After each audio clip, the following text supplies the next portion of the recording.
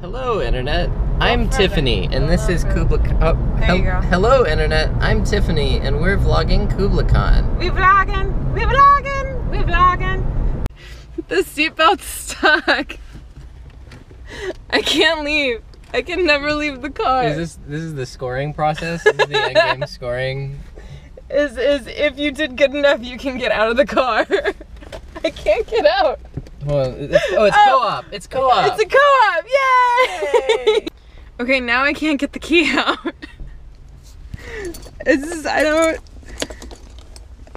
don't understand your car, Simeon. I don't understand your car. Apparently the car has to be left in reverse to let you get the key out. So I learned something about really old stupid cars today. How do I lock the door? He said it's the lowest ratio gear, so it's the safest gear to leave it in. All right then. Okay, well, crisis mildly averted. If you are ever going to a convention and you have a vehicle, or you know somebody with a vehicle, or a grocery store is within a quick walking distance, I highly recommend you go to the grocery store and buy food for the weekend, because it's just way too expensive otherwise and not as healthy. I mean, it's a Kublacon, sort of. I have no Steve with me this time. I have no idea where I'm going. I'm just following people. All right, well, I registered, got my badge, and now I'm just wandering around. It's Friday, so not a lot of stuff actually is open yet. I think a lot of stuff opens at 2. But it looks like there's just... So this is just a bunch of empty rooms.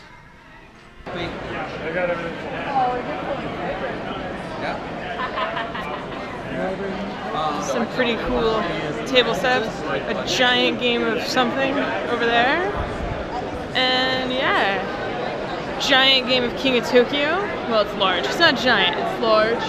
Behind me with some kiddos. They've got a blood donation thing where you can sign up and get blood. They have chair massage, which I am totally gonna have to get. My back is killing me. Yeah, just keep wandering around, I guess. Looks like, alright, walk down a hallway. Looks like we have Arcadia Quest set up. Very nice, very nice. Looks like there's a good amount of war games set up, historical and otherwise. So that's cool. Steve would probably get a kick out of that. Just kind of walking around. There's a number of tournaments. That is set up for some sort of card game tournament in there. You can see the player mats for some LCGs or something. We have some regional tournaments. Ooh. Never played, well, I've played those games, I just haven't really played a lot of them. Yeah. So that's this level. The upstairs in like the main atrium level, I know there's some food and some nice carts. So yeah, not really sure what else to record. Looks like there's just not a ton going on yet, aside from people just meeting up and playing. So it looks like the game library is organized alphabetically, which is cool, I guess, if you know what you want. I never know what I want.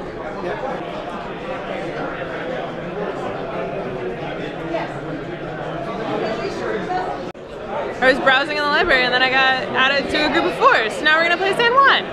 And I have to tell them I have a YouTube channel. That might be awkward.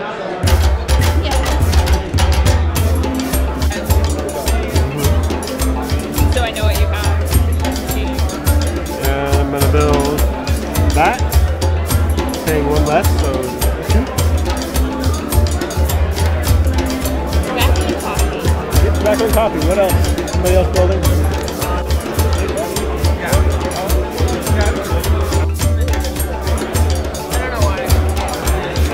This is the sign-up sheet for various games where people can play. Sign up. Ooh, Abyss. That could be fun. Sheriff. Oh wow, Sheriff is apparently popular right now. So yeah, it's where you can sign up to play games in this room that aren't in the library or something. I'm not actually really sure. The guidebook is massive, and thus I don't want to read it. So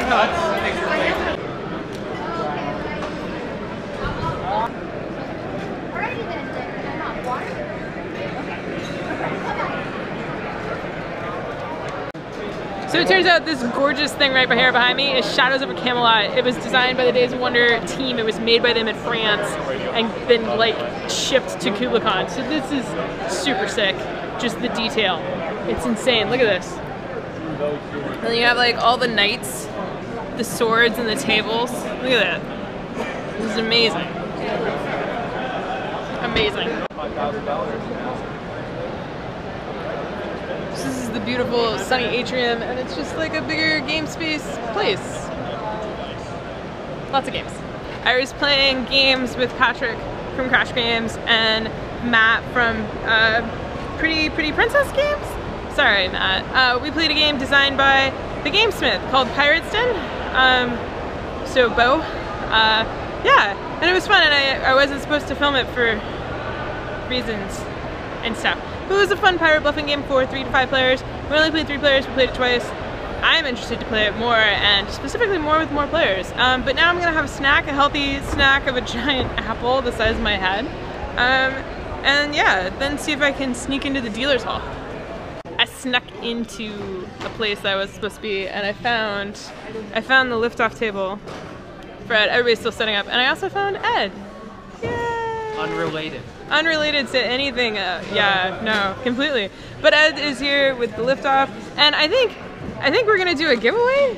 Yeah. Do you just want to do a giveaway, like right now? Sure. What should we do for the giveaway? We're gonna give away a copy of the game. Well, I know, but like, what should they have to do? Play it. They have to. But they have to find another copy. They have to play. You have to find somebody else in the world. What do you usually do? I don't know. I like pick random stuff. Like sometimes usually it's something like they have to do a comment on the video, or they have to like tell me a story, or they have to like you always have to share and like the video, obviously. And then also I like to have people exercise creative things or something. Maybe a story of how they escaped something. I like that.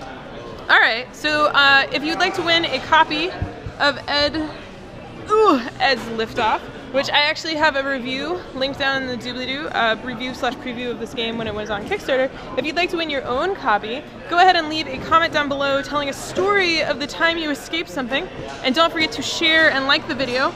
And at the end of the weekend, I will go through the comments on this video, and I will randomly select one with. Do we want to randomly select one, or do we want to pick like the most? No, you pick. All right, I will randomly select one, and they will win a copy of Liftoff. So there we go. Thank you very much. All right, I'm gonna see what else we have here. So I've been wandering around the room, and I spied with my little eye a new expansion for, I call it Mad Castles because I'm a bad person, but, and this game box that I'm looking at is not, it's in German, so I can't even, Schlösser des Kong Ludwig, oh god, Castles of Mad King Ludwig. I'm really bad, and I blame Steve because he calls it Mad Castles all the time. So in my brain it's on Mad Castles. Anyway. I was walking around and I spied with my little eye an expansion for Castles of Mad King Ludwig, and I'm here with Ted, the designer, to tell me about it. So yeah, here we go. Download and release at Essen, but pre-order available now. Hi. So very, very excited. There's all sorts of new things in the expansion, but it's not any harder. It just adds a little bit of variety to what you're already used to. Comes with a whole bunch of new tiles, 30 new rooms. The rooms are, of course, they're all different sorts of very cool, fun, different things, which I can't think of off the top of my head, but they're fun. Let's pick some. Here, there's a vault, that's cool. There's a freezer. Who knew there was a freezer? Spare room, that's not as cool. But there's a bunch of ones that are cool. But what's really interesting about all these new rooms is that there's a wine cellar, that's kind of nice. All the new rooms have little swan icons on them. And that little swan icon means that whoever buys this room gets a swan token. Swan tokens are put out on the rooms when they're on the contract board, face up, and they have different colors. So there's a blue one. This is just a prototype, of course. These are stuck on Castle's coins for now. And there's a purple one. There's 5 different color swans. But they'll be face up, so you know which color's on which one. When you buy the room, you got the swan. Swans can be used for 2 things. Well, 3 things. First of all, they look pretty just having them around your castle there, which is kind of nice. And Ludwig loves swans. That was like a big deal for him. It's one of the nice little historical tie-ins is that he wanted swans everywhere. If you see pictures of his castles online, you'll see like swans in like the faucets and in the walls and mosaics, all sorts of places. So we've done that here with all these new rooms. They all have swans. You collect them. At any point in the game, you can turn them in for money. And the way you turn them in for money is kind of a nice little scale. You turn in 1 for 1,000. You can turn in 2 for 3,000, 3 for 6,000, 4 for 10, and then of course 5 for 15. And so you get a whole bunch of money that way at one time, which is fine. But if you hold them to the end of the game, you turn them in for points. And the way they work for points is, it's a little different. They have to be unique. You have to have all different colors. When you have different ones in a set of different colors, each of those sets is worth the same amount of points that they are worth in money. With money, they don't have to be unique. They can be any colors you want. So you can actually get quite a few points by just buying these types of rooms, the new rooms that have swans in them, collecting them, and at the end of the game, you're going to get a whole bunch of bonus points. And so that's one new thing. So you've got the rooms, you've got these swans that are there. We also have moats. Moats are, as you probably know, they're something that typically goes around a castle and protects it. Now, unfortunately, Ludwig never got to build a castle with moats. So the cool thing about this is you're actually doing something that he probably wanted to do. He just never had a chance to do it for the 3 castles that he actually built. So you're kind of going to that next level. If Ludwig had lived another 50 years, he probably would have built castles with moats and all sorts of stuff because he'd love that sort of thing. But the idea here is these moats give you bonus points for every room inside your castle. Oh, awesome. Yeah, so you get 3 points for placing it, but then you get 1 point for every one of those types of rooms. So 6 of the 8 different types of rooms. Everything except outdoor rooms and corridors are going to give you bonus points. And for each moat you have, you get 1 point for each of those. And you can have up to 3 moats surrounding your castle. At a point, every room you place inside your castle gives you 3 points. Now, the downside is that when you place a moat, you start to limit where you can build. Yep. And you can build 1 moat at a time. You can build them in any order, as long as they connect to an existing portion. Once they're all built, you'll see that you've kind of constrained yourself to a much smaller area than you might used to be playing with normally inside castles. And so you've got to build inside here. However, you do have a little drawbridge on the end of your moat here. Right there. And on that drawbridge, you can build outdoor rooms because it's outside your castle. Nope, can't do that. No, I tried. Any outdoor rooms out there, and you can connect them. You can't do corridors, you can't do any other types of rooms, but you can do outdoor rooms there. So you can still build things out there, but they have to be outdoor rooms at that point. But all the things inside there, you're going to get those 3 points for once you've constructed your moat. The other thing that's awesome, we've updated the little reference card here, and you'll see there's a new reward at the bottom, the moat reward. It's not a typical room reward because it's just incredibly awesome. If you complete a moat, and of course you've done this and now you've constrained your castle to be much smaller than it really was originally, you get to do this. You get to pick up any stack of rooms. It doesn't seem like a big deal to pick up a stack, but then you choose one, place it in your castle, score it for free. You just get an extra room. Like, it's just like an extra turn. You don't pay for it, you don't do anything, you just get the points and you just get an extra room for free when you finish a moat. Of course, the irony is that you have even less room in your area that you've built with all this, the moats surrounding it for your castle, but you get a free room, which is a really, really cool reward. It's like the best reward of any of the completion rewards in Ludwig. That's what moats do. That's another part. There's one other part that people are very excited about, and it's kind of where the big part of secrets gets its name. It's secret passages. Secret passages, you actually get 3 of them. This tiny little secret passage, and then these 2 other longer ones. They can be used at any point in the game. Anytime you buy a room, you can add a secret passage to it. So, for instance, let's say I decide to add this room right here, the sunroom. It's a new room. And I want to add it to my foyer. Well, I will attach it with a secret passage. Now, the reason that I do that, there's a couple of reasons. First of all, maybe I couldn't fit the sunroom in there any other way. It's just, I had to use that in order to make it connect. But a secret passage will double any connection bonuses. So if I actually had another room here that made sense to connect to, like, let's see, this is a really good one. So this observatory, for instance, I've connected these 2. This connection bonus is now worth 4 for every for being connected to a living area. This one is also worth 4. So what I've just done basically is suddenly instead of, if I had just connected them like this and placed this one, I've gotten 3 plus 2 plus 2, that'd be 7 points. But by connecting them with a secret passage, I'm now getting 3 plus 4 plus 4 for 11 points. And what's even better, if I complete one of those rooms, you get to use that doubling bonus again when you restore the room. So you get those additional points again. So you can get a lot of points that way with these secret passages. And they do other little cool things, like, for instance, If I use a secret passage and I connect this room to this one, normally you'd think, oh, well, that's kind of, it's a wash almost. You get 2 points for this, but now I get 4 points because I've connected an activity room there. But you never get a penalty when you connect an activity room to something else that normally would give you a penalty, because now the secret passageway kind of absorbs all that noise and get the penalty for it. So instead of having that penalty, you're just getting a bonus for it. So you know, it's a win-win-win thing. And you have 3 of them you can play at any time during the game. You got this tiny little one for rooms that are butted right up against each other, and then a nice little border and a long one there.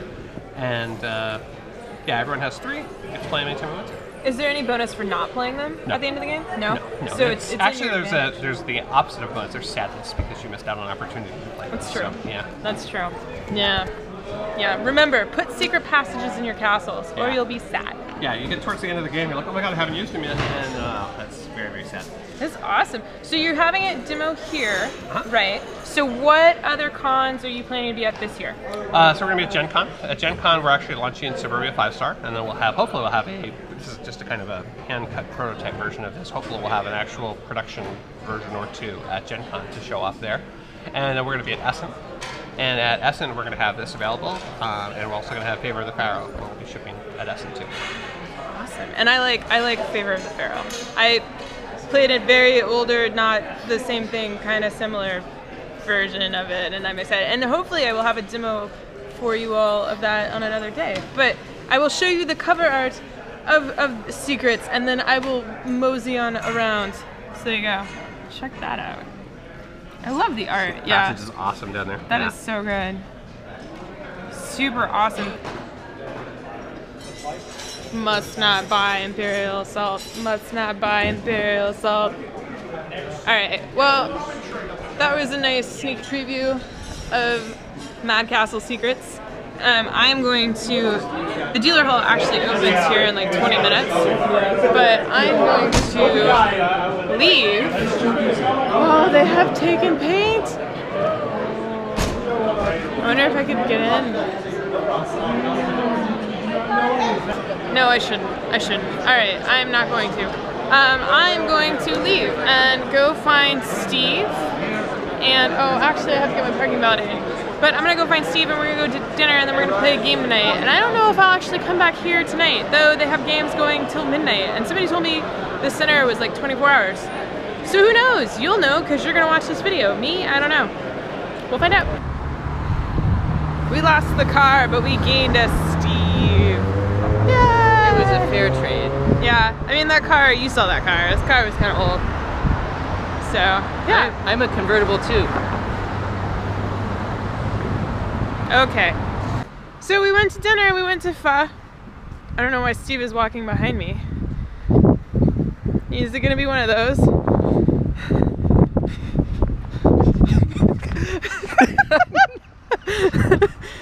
I went. So we went to pho. Because one of the things that we really loved about the Bay Area was all the delicious ethnic food, and in Portland it's slightly less readily available.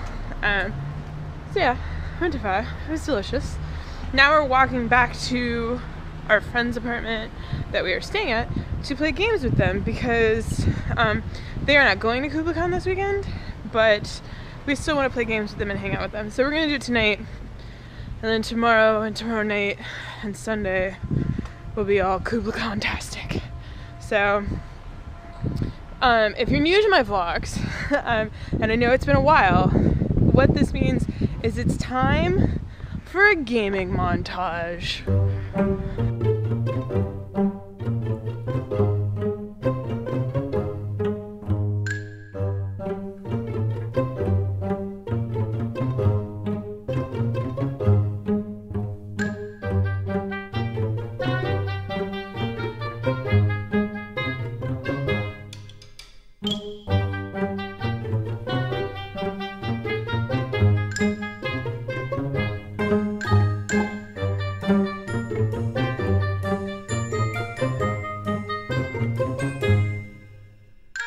I'm very excited about this and all of this.